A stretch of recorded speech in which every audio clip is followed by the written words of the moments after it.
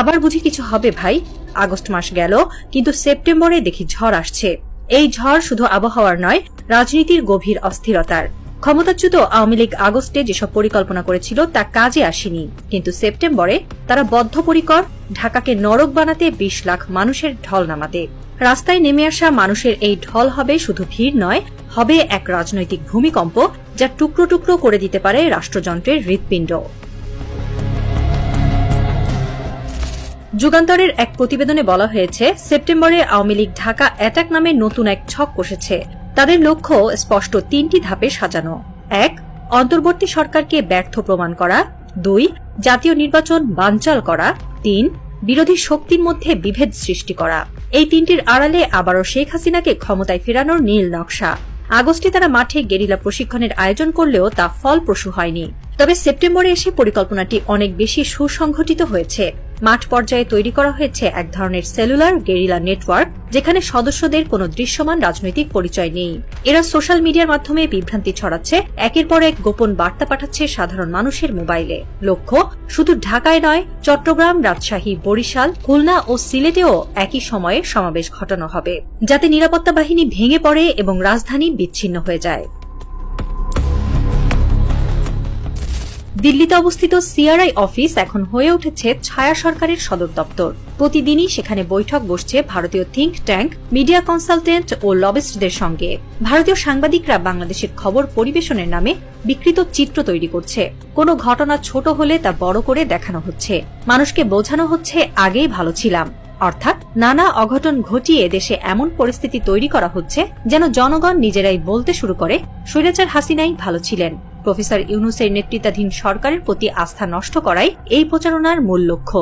CRI এই target অর্জনে বাংলাদেশে ভারতীয় এজেন্টদের সক্রিয়ভাবে ব্যবহার করছে। বিভিন্ন স্যাবোটেজ ঘটিয়ে শিক্ষাঙ্গনের সংঘর্ষ উস্কে দেওয়ার চেষ্টা চলমান। এই ছাত্রদের উপর আওয়ামী লীগের বড় ক্ষোভ। বিশ্ববিদ্যালয় পড়ুয়া মধ্যবিত্ত তরুণদের কারণে ক্ষমতা হারিয়ে দিল্লি পাড়ি দিয়েছিলেন হাসিনা। ঢাকা অ্যাটাকের দ্বিতীয় ও চূড়ান্ত ধাপে উল্লেখ করা হয়েছে টার্গেট যমুনা। প্রধান উপদেষ্টা প্রফেসর মোহাম্মদ ইউনূসের অফিস। সিআরআই এর পরিকল্পনা স্পষ্ট, এই কেন্দ্রকে ধ্বংস করা। বিভিন্ন উসিলা দাবি দেওয়ার ব্যানারে ইতিমধ্যেই সেখানে রেকি করা হয়েছে।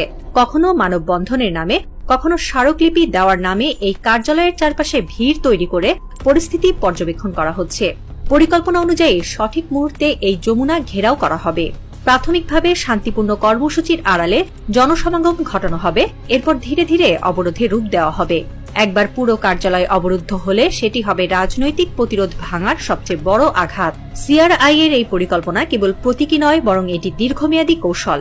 উদ্দেশ্য হল প্রফেসর ইউনূসকে একঘরে করা, তার অফিসকে আন্তর্জাতিকভাবে দুর্বল করে দেওয়া এবং প্রতিরোধের মনোবল ভেঙে দেওয়া।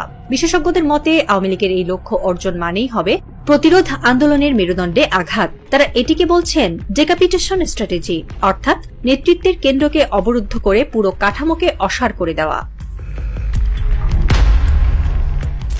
প্রতিদিন ফেসবুক, ইউটিউব, এক্সে ভেসে বেড়াচ্ছে শত শত ভিডিও, লাইভ আর পোস্ট। আওয়ামী লীগ ঘনিষ্ঠদের তথ্য অনুযায়ী মাসিক প্রায় ২০ কোটি টাকার বেশি বাজেট বরাদ্দ করা হয়েছে এই মিডিয়া অপারেশনের জন্য।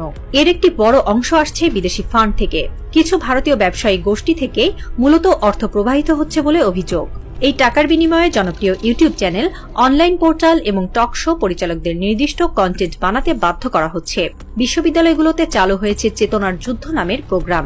বাহ্যিকভাবে মুক্তিযুদ্ধের চেতনা উজ্জীবিত করার কথা বলা হলেও ভেতরে আসল উদ্দেশ্য হচ্ছে তরুণদের মগজ ধোলাই করা। শিক্ষার্থীদের আড্ডায় ঢুকে পড়ছে অচেনা কিছু মুখ। তারা বিতর্কে আগুন ধরাচ্ছে, প্রশ্ন তুলছে দেশের ভবিষ্যৎ নিয়ে, আর সেই প্রশ্নের উত্তর হিসেবে তুলে ধরছে বিভ্রান্তিকর ভিডিও ও ব্লগ। এক বিশ্লেষক মন্তব্য করেছেন, এখনকার লড়াই রাজপথে নয়, মনের ভেতরে। তরুণদের বিভাজিত করতে পারলেই হাসিনাকে ফেরানো যাবে।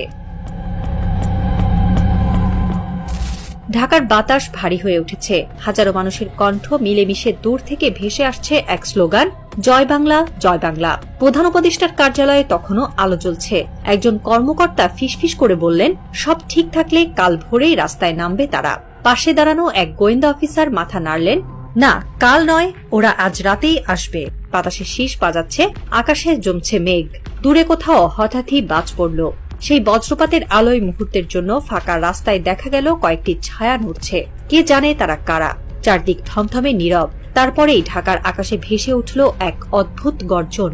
এটা কি ঝড়ের শব্দ নাকি 20 লাখ মানুষের পদচারণার ধ্বনি?